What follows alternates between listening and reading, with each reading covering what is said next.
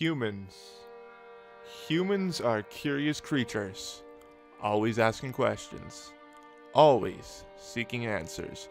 But what would you do if those questions ended up turning your mentor and your closest friend against you? And further still, what would you do if those questions, or rather the answers you were seeking to those questions, were in fact so important that the fate of not just yourself, but many others were at stake? Hello all, this is Yumo from Yumo Gaming, and I would like to welcome you to my first ever Destiny lore video. This one focusing on Osiris, the most controversial guardian in Vanguard history, and probably the most controversial guardian in all of Destiny. And the obvious focal point of the aptly named Destiny 2 expansion, Curse of Osiris. Now, where to begin? Oh, where to begin? Osiris has so much deep lore in the Destiny universe, so I guess that means we should start at the very beginning. Or at the very least, the earliest mention of him in the lore. This naturally means that I will have to look at the Grimoire, Destiny's version of lore, the original Destiny, obviously not Destiny 2. But this poses a bit of a problem since A, I never owned a copy of Destiny 1, and B, Bungie took the Grimoire down from their website. On point A, I just like to point out that was simply because I didn't own a PS4 or Xbox One, and B, who knows why Bungie took the Grimoire down from their website. You would think at the very least if they're going to do that, they would implement it into the games of Destiny 2 so we could at least view it, because it is part of the lore. But, I'll get into that in another video.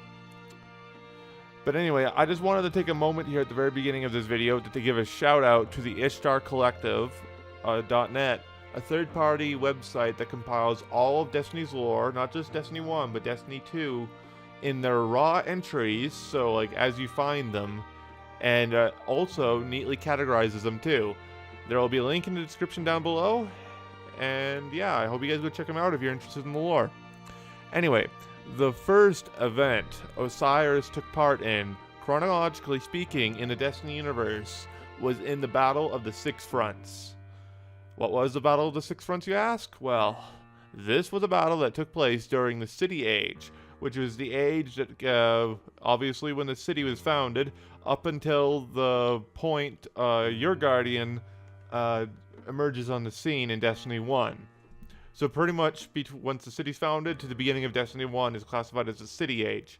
Anyway, it was a battle that took place because the Fallen House of Devils mustered the entirety of their forces in an attempt to seize the Traveler, which obviously hovers above the city. The Traveler, the Fallen worship as a god among gods that they know as the Great Machine. This is due to the fact that the Fallen worship Machine as gods. This was kind of a thing in the lore that explains why the Devil Splicers in Rise of Iron, the raid boss and all that, considered himself a god, even though he wasn't a god. He was just enhanced by Siva. This is the reason why anything to do with technology that's really advanced, the Fallen consider that holy. Anyway, they consider the Traveler, or what they knew as the Great Machine, to be their god, and they believed that it was blasphemous that we have control over it. So the Fallen House of Devils, they attacked. And the battle itself gets its name from the fact that it took place at 6 locations around the perimeter of the city, and also 6 fronts of conflict, and the bulk of the defense was taken up by 4 different Titan orders. I'm only going to get into the one in this video because that's all that really matters so much. Just so you're aware, Titan orders are not the subclasses. Titan orders are basically a belief in which the Titans follow. It's kind of difficult to explain. But anyway, these 4 Titan orders defended the city from 6 different directions, which is actually where the Titan symbol that you see on like anything that's like shows the Titan mark and all that. That symbol with the hexagon with 4 diamonds that comprise it.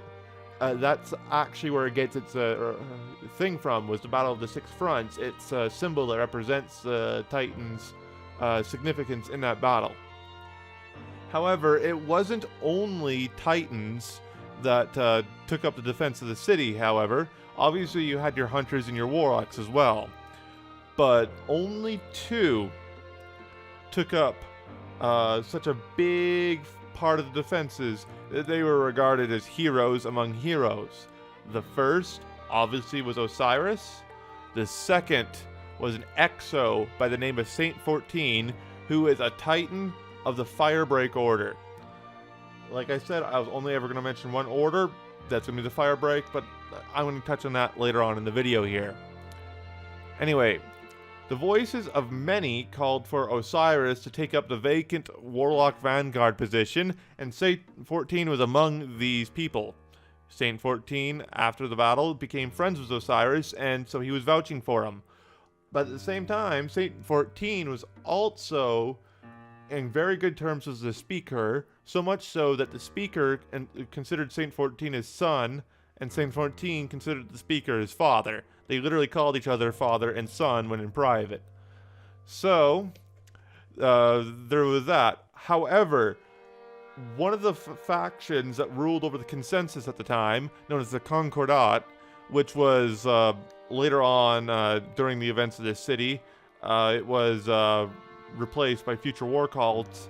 Once again, that's an event that almost needs its entire lore video. Anyway, it claimed that it had certain information that it didn't that led to it not wanting Osiris to be part of the Vanguard, because that would also mean that Osiris had an equal power to them on the consensus, since each faction sends one representative to the consensus, and the Vanguard also each individual of the Vanguard. So in this case, it's for modern day Vanguard, that'd be Zavala, Ikora, and Cade. Each one of them are able to be present at a consensus. Plus, you have the 3 factions. Each have a representative, which are the same ones that we go for vendors during faction rallies. And then you have the Speaker, and this is what comprises the consensus.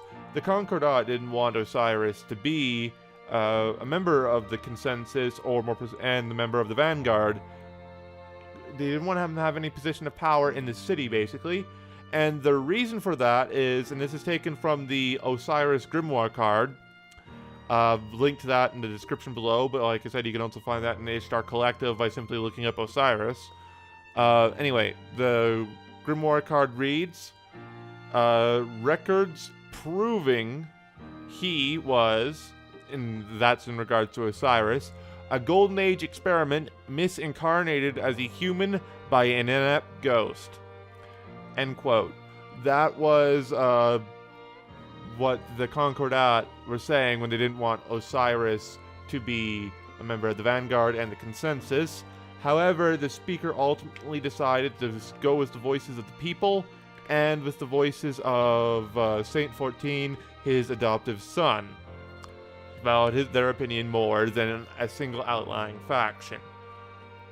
After this event, the city was faced with another fallen invasion down the line. This time, it was a combined attack of the fallen houses of Devils, Winters, and Kings. It would have also have been the fallen houses of Wolves, but they engaged in a war with the Reef and eventually lost. This is all explained in the House of Wolves expansion, and yeah. So, moving on to that, they had the House of Devils, Winters, and Kings, and this battle became known as the Battle of the Twilight Gap. Once again, the battle was fierce, and once again, the city was the one that was victorious. Obviously, there was damage, and both Osiris and Saint 14 felt unhappy, or rather unsettled, with the results of this battle. In Saint 14's case, this is because he was a Firebreak Titan. I said I would touch on them later on the video. Here's the reason why. As a Firebreak Titan, they believe that the best defense is a good offense. So they believe that after the Battle of the Twilight Gap, when the Fallen were retreating, there should have been a charge to rout out the Fallen. We wouldn't have had to worry about, at the very least, the Fallen Devils, Winters, and Kings afterwards if we had eliminated them back then. And Saint 14 was very, very unhappy with that. So Saint 14 took on basically a crusade against those three fallen houses to make it so that they wouldn't have to attack the city again. And it worked, because there's been no big invasion on the city by the Fallen since Saint 14 went on his crusade. Now, Osiris, on the other hand, felt uneasy.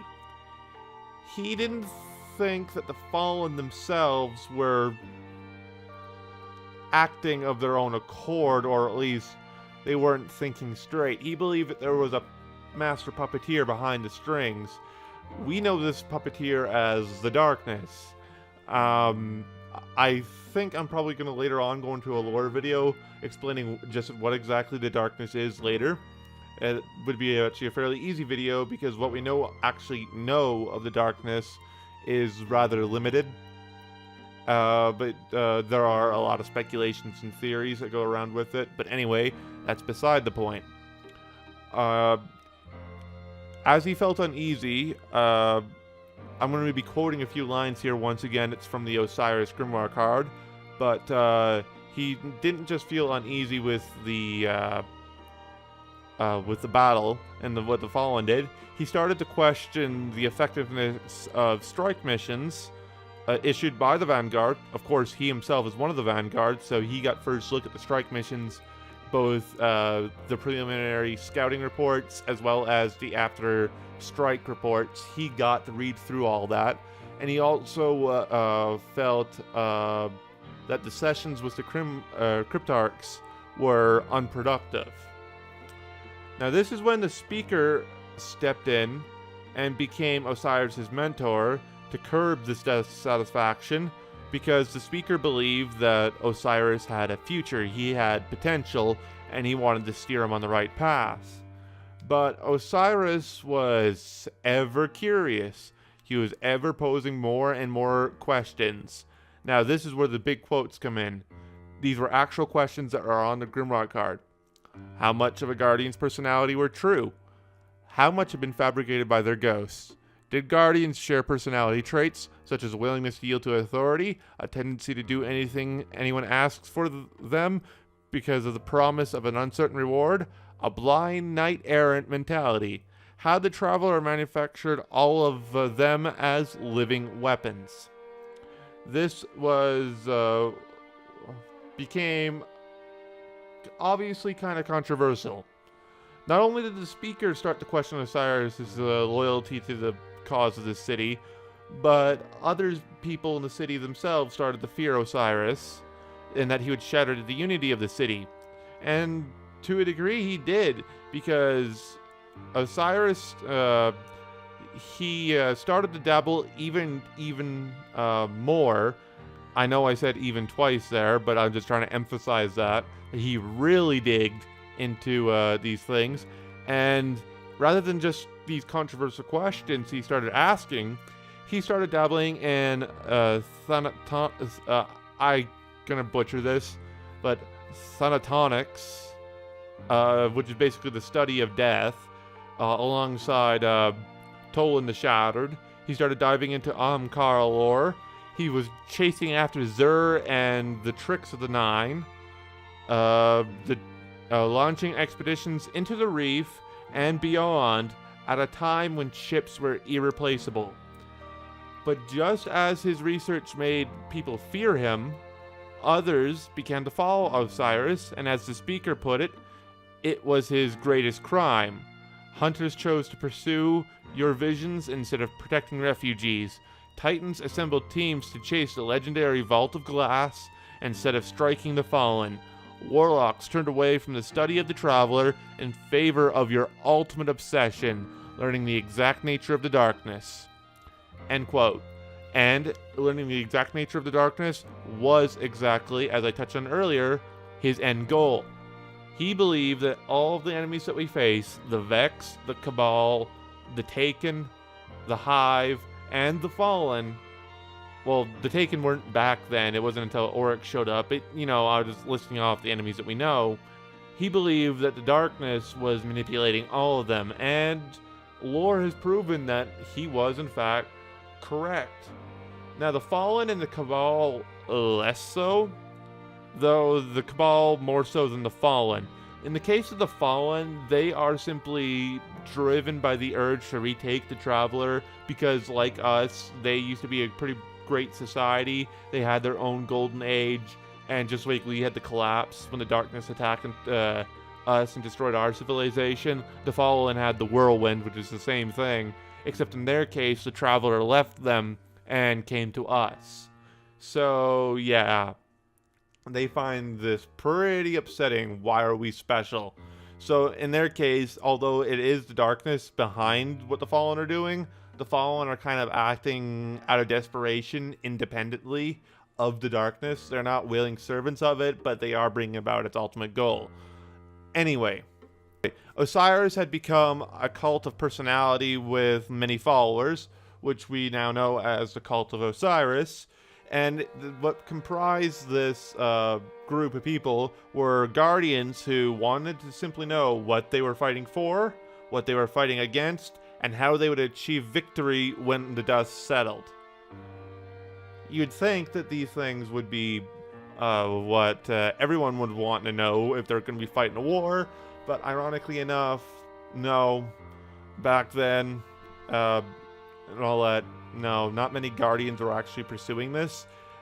In the end of the Osiris Grimoire Card, the speaker talks as if he's sending a message to Osiris, and he's wanting to have talk with him after a long time, so maybe the speaker started coming around before he died and before the Cabal invasion. Spoiler alert if you haven't completed the campaign and you're of Destiny 2 and you're watching this. But anyway, what happens next is unclear. What we do know is that the Osiris went to speak with the speaker. They had a falling out, a disagreement of their ideals and their beliefs, and the end result was Osiris left the city. What we don't know is whether or not this was exile by the speaker or if it was of his own free will. Regardless of that, he didn't go alone. That cult I was talking about, the Cult of Osiris, they up and followed him. They all just left the city. And I'd like to point out something.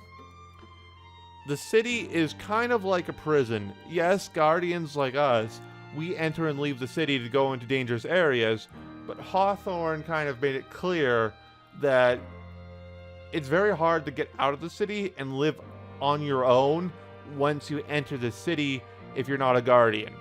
And even then, Guardians are only allowed to leave under sanctioned missions. So, Osiris, whether or not he left of his own, in exile, that's one thing. But if he left of his own will, that's another thing entirely. And all the Guardians that followed Osiris, they didn't get permission to leave the city, but they sure as hell did. Anyway, Osiris started to turn his sights onto the most loyal servants of the darkness that are in our galaxy, or rather our solar system. This was the Hive and the Vex. Now, why would he turn his looks to this? Well, the Hive can be explained if you read the Books of Sorrows, but basically the Hive worship the darkness as what they refer to as the Deep. It's actually the Deep, the darkness, that gave Oryx the power to create the Taken. Specifically, how the Hive worship the darkness is that they worship what's known as the worm gods, which are worms that have a symbiotic, kind of parasitic relationship with the Hive. They extend their lifespan, but if they need to constantly feed, and if the worms inside the hive don't get enough of their food, which they get from killing other creatures and living true to their own ideals, then they'll kill their host. And anyway, it's the deep, or the darkness. Its connection to the Vex was a little unclear at that point in time. We do know that the Vex do in fact worship the darkness, or the deep. We know this from two things. The first, the final mission in the Vanilla Destiny games campaign, Vanilla Destiny 1, took place in the Black Garden, where you go into a Vex, I guess the best word for this is enclave, or structure, or temple, or shrine. Who knows what the Vex would call it? They just called it the Black Garden. But there you saw basically a simulation of the darkness. It was just a big blob of black goo, I guess you could call it. And the Vex were kneeling down, praying to it. Obviously, they start shooting you when you show up there, but that's beside the point. And the other reason why we know that the Vex worship the darkness is, once again, in the Books of Sorrows. Just need to, in the Books of Sorrows card 38, I believe that is, XXXV111, or VIII, I guess it would be. So yeah, 38, also known as the Partition of Death. The Vex gate system is connected to them, since at the very end of that, when Crota tried to expand his own hive territory in their Ascendant realms, he cut a wound in the throne world, and Vex spewed out of the said wound, and I believe I had the name of him on here so far. I just need to find it. Yeah, right here. That his name, this one Vex that led this Vex invasion into the Hive Throne world, known as Quoria Blade Transform. He sent a signal to the rest of the Vex Collective, I guess you could call it, about what he had learned of how power works in the Hive Throne world, and how the Vex could use it to their advantage. And what he had learned is that the Hive gained strength by worshipping the darkness, and so that through this worship, they became stronger, and so Quoria started to replicate that and do that himself, and before he was destroyed eventually by Oryx, he sent this signal back to the Vex Collective. So that's why we know that the Vex also worship the darkness, though obviously back then the people of the city didn't know. Osiris, I guess, just due to various operations against the Vex that he did on his own without authorization, he knew about this. And this is why Osiris went to Mercury. Whether or not he goes to, eventually his end result's going to be researching the Vex or the Hive. He went to Mercury because the Hive Dreadnought wasn't there, and the moon, I'm not sure if the attempted retake of the moon off the top of my head took place before or after Osiris left the city, but he probably didn't want to fight Crota regardless. So the only other place that was a complete Vex world that was completely and utterly transformed by the Vex was Mercury. Venus is only half finished, and Mars is only started. And so he went to Mercury because it's where the Vex were the strongest, and he went to go into their gate system because, as that Grimoire card showed, the Hive gate system, and not the Hive, the Vex gate system and the Hive's throne worlds are most likely interconnected, whether that's in the same dimensional space or what. We don't quite know the physics behind that, if that even is physics, but we just know that they are connected in some form or fashion. Anyway, because you gotta remember, Crota was simply trying to expand the throne world of their ascendant realms so he could create his own throne. And so he was trying to expand. He was reaching out to territory that was touching the territory that was already there. So that means that most likely that territory that the Vex Gate system was in was literally touching right beside the ascendant throne world of the Hive. Anyway, this is when Osiris went to Mercury, but while he was doing this, Saint 14, his old friend, was still crusading against the Fallen. After every victory he had against the Fallen, a flare would be lit up to signify back at the city that all was well and it was just a little bit safer so people could rest easier. And this little excerpt is from the Grimoire Card Legend Saint 14. Once again, link will be in the description. Let me read the full thing out to you simply because I really like this Grimoire card and it shows just how big of a badass Saint 14 is. And due to the implications of this Grimoire card, there is a slight possibility that we could see Saint 14 in the campaign of Curse of Osiris. Though I'm thinking that they're probably going to save him for later, but they better damn at least, well, mention Saint 14. But anyway, let's get to the Grimoire card. He could feel his light draining. He pulled all of it into one last hope. He reeled back, and BAM! His helm found purchase, breaking through just above the Kel's eyes. The ether screamed from his head, and together they fell to the ground. The Exo-Guardian rose, staggering back. He couldn't take his eyes off the Kel's body.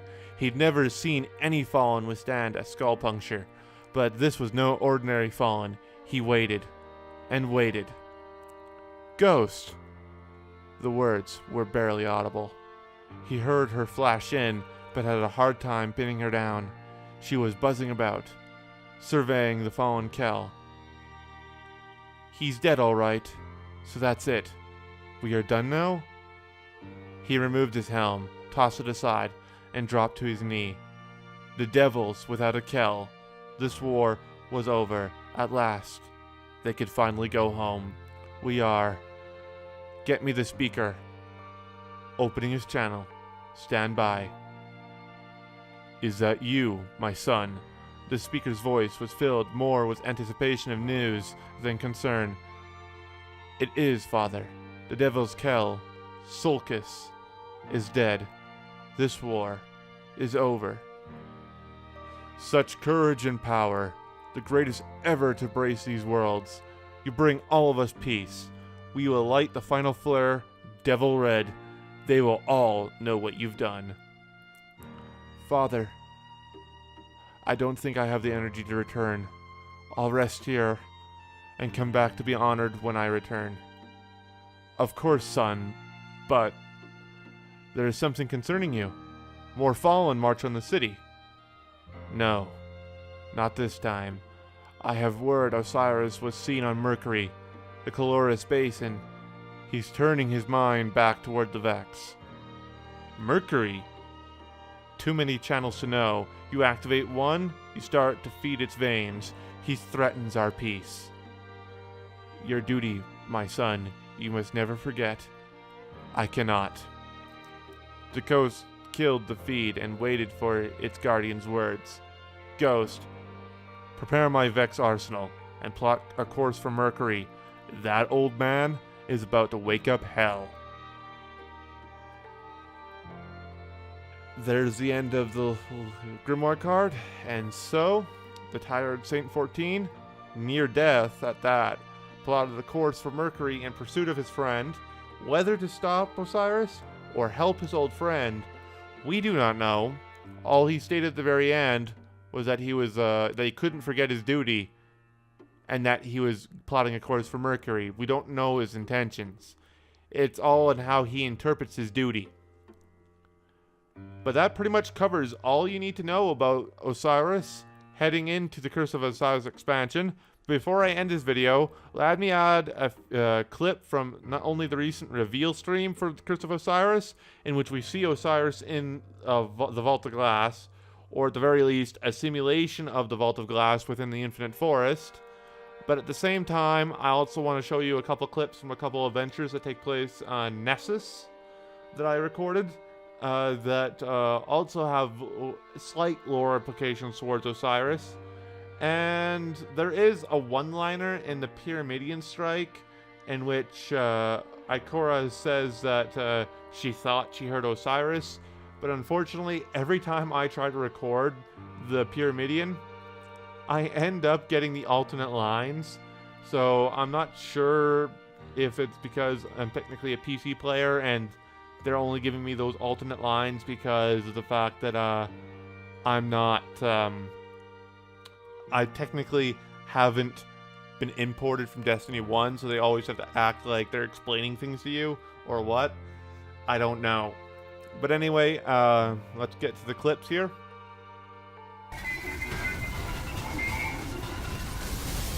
That mind said one last thing as it died. It's afraid. Afraid of your light. The one thing in this galaxy it can't simulate. Probably old news to Ikora, but I'll ping the Vanguard. Your query has terminated, Ghost. The Vex Collective hopes it has answered all of your questions. A user within the network named Osiris sends his regards. Oh, Ikora definitely needs to know about that.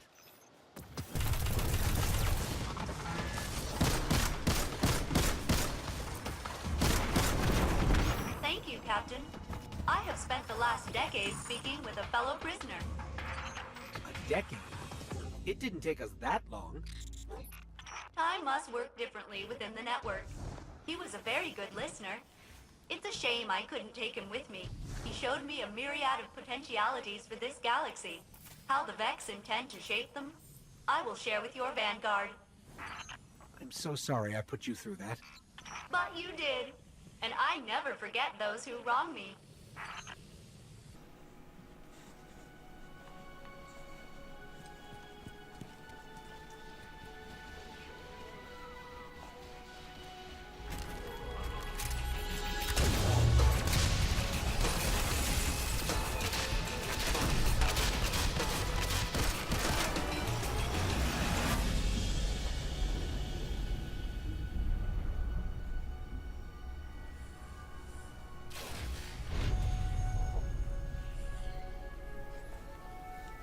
Ominous rocks, killer robots, people in mortal danger.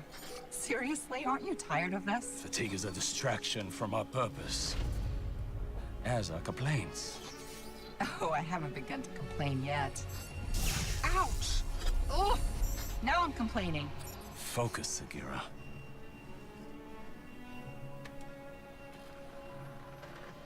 Reach for the sky, big guy.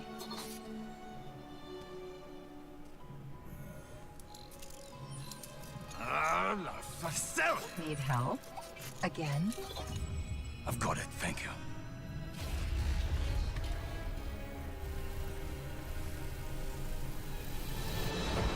Well? Osiris? What did you see? Slow down. Wait. I thought Oh, Go! To your left! 2 o'clock! Medium range! You're welcome!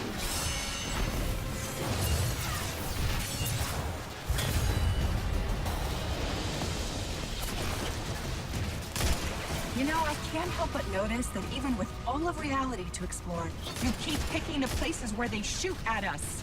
We can't stay here. If the Vex succeed, it's the end of everything.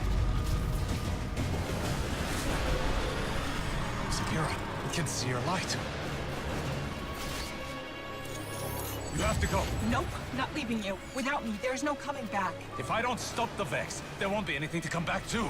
I'm doing this for the both of us. Don't you even... Osiris!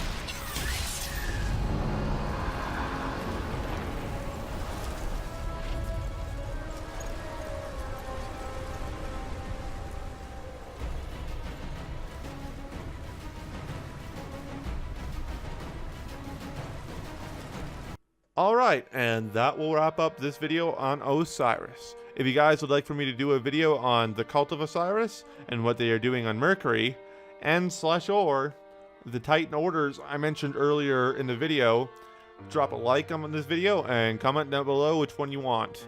My next Lore video, however, is reserved, and it will be on the Vex, what we know of them, and a pretty convincing theory as to where they came from. Quite honestly, they are hands down the most obscure race in Destiny. I really hope this expansion changes that.